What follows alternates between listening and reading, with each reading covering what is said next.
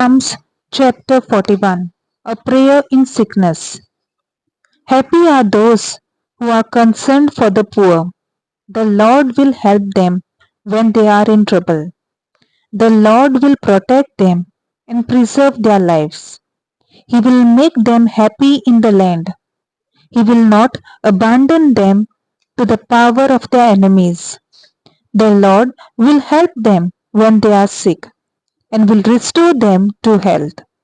I said, I have sinned against you, Lord. Be merciful to me and heal me. My enemies say cruel things about me. They want me to die and be forgotten. Those who come to see me are not sincere. They gather bad news about me and then go out and tell it everywhere. All who hate me whisper to each other about me. They imagine the worst about me. They say, he is fatally ill. He will never leave his bed again.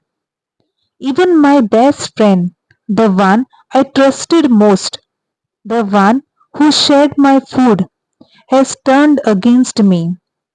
Be merciful to me, Lord, and restore my health. I will pay my enemies back.